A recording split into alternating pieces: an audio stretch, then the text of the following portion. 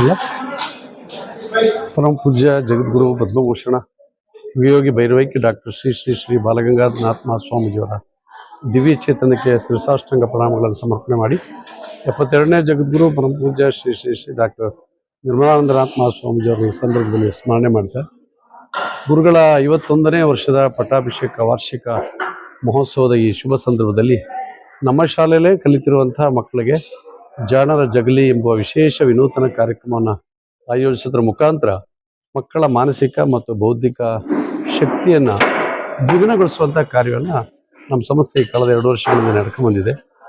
ಈ ವರ್ಷವೂ ಕೂಡ ಅದನ್ನು ಮುಂದುವರಿಸಿದ್ವಿ. ಗ್ರಾಮೀಣ ಪ್ರದೇಶದಲ್ಲಿ ಬರುವಂಥ ನಮ್ಮ ಮಕ್ಕಳುಗಳಿಗೆ ವೇದಿಕೆಗಳಿರೋದಿಲ್ಲ. ಶಾಲೆಯಲ್ಲಿ ಪಾಠ ಕಲಿತಾರೆ, ಅದಾದಮೇಲೆ ಮನೆಗೆ ಹೋಗ್ತಾರೆ. ಆದರೆ ಇಂತಹ ವೇದಿಕೆಯನ್ನು ಮಾಡೋದ್ರ ಮುಖಾಂತರ ಬಹುಶಃ ಮಕ್ಕಳಿಗೆ ವಿಶೇಷವಾದಂಥ ಒಂದು ಶಕ್ತಿ ಬರಲಿಕ್ಕೆ ಸಾಧ್ಯ ಆಗ್ತದೆ, ಭಯ ಹೋಗ್ತದೆ, ವಿಷಯಗಳ ಸಂಗ್ರಹ ಜಾಸ್ತಿ ಆಗ್ತದೆ.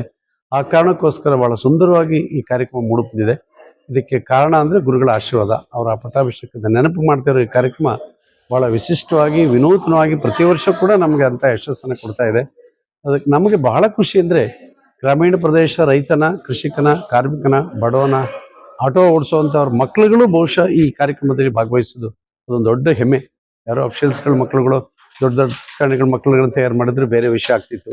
ಆದರೆ ನಮ್ಮ ಶಾಲೆಯಲ್ಲಿ ಗ್ರಾಮೀಣ ಪ್ರದೇಶ ಪ್ರತಿಭೆಗಳನ್ನೇ ಗುರುತಿಸಿ ಅವರಿಗೆ ಬೇಕಾದಂಥ ತಯಾರಿಗಳನ್ನು ಮಾಡೋದ್ರ ಮುಖಾಂತರ ಸ್ಟೇಜ್ ಫಿಯರು ಮತ್ತು ವಿಷಯಗಳ ಸಂಗ್ರಹವನ್ನು ಭಾಳ ಸೂಕ್ಷ್ಮವಾಗಿ ಅವರಿಗೆ ಮನಮುಟ್ಟೋ ಹಾಗೆ ಮಾಡಿದ್ದಾರೆ. ಬಹುಶಃ ಈ ಪಾಂಡುಪುರದ ಜನತೆ ಭಾಳ ಖುಷಿಪಟ್ಟಿದ್ದಾರೆ. ನಮ್ಮೆಲ್ಲ ಮಕ್ಕಳು ಸಂತೋಷಪಟ್ಟಿದ್ದಾರೆ.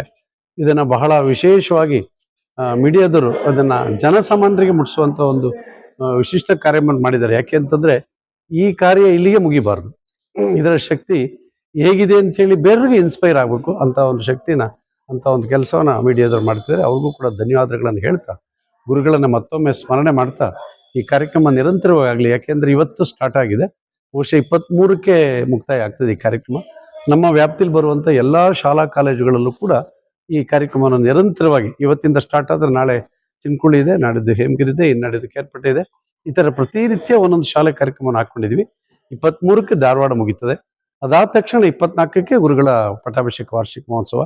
ಆ ಕಾರ್ಯಕ್ರಮ ಮುಖಾಂತರ ಬಹುಶಃ ಇಂತಹ ಒಂದು ವಿಶಿಷ್ಟ ಕಾರ್ಯಕ್ರಮನ ಗುರುಗಳ ಪಾದಕ್ಕೆ ಅರ್ಪಣೆ ಮಾಡಿದ್ವಿ. ಅದು ನಮ್ಮ ಹೆಮ್ಮೆಯ ವಿಷಯ ಅಂತ ಹೇಳಲಿಕ್ಕೆ ನಾನು ತುಂಬ ಸಂತೋಷ ಪಡ್ತೀನಿ. Thank you.